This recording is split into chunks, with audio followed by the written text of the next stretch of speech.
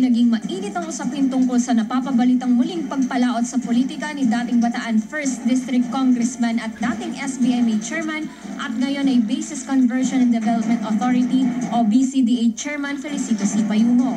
Nitong nagdaang Oktubre 5, last day ng filing ng Certificate of Candidacy, ay nagulat ang marami ng magsanib puwersa ang mga Garcia at ang kampo nitong si Bataan 1st District Congresswoman Herminia Roman. Bagamat hindi tuwirang inaamin sa publiko, ay halatang tila hindi nagustuhan ni na dating Bataan Governor Ding Roman at Chairman Payumo ang naging hakbang ng dati nilang kapanalig na si Congressman Roman. Ito umano marahil ang dahilan kung bakit balak muling pumalaot sa politika ni Payumo at umaasang sa pamamagitan nito ay muling mabubuksan ang naturang unification talks na sinasabing may basbas pa umano ng simbahan sa katauhan ni Balanga City Bishop Roberto Santos. Hanggang December 21st ay meron pang window of opportunity na ang aking pakay ay maayos pa ito, no?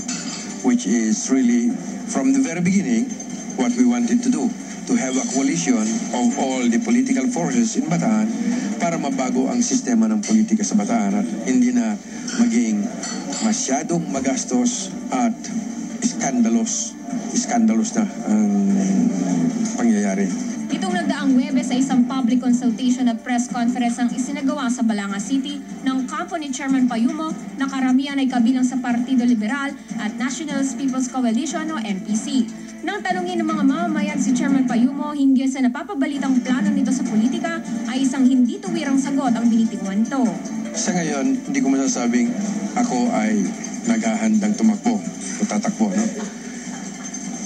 Habang ang merong window of opportunity, kung sasabihin kong ako yung tatakbo na, makakasagabal sa pag-aayos na gagawin ko. Pero hindi ko rin masasabing hindi ako tatakbo. Maaga pa.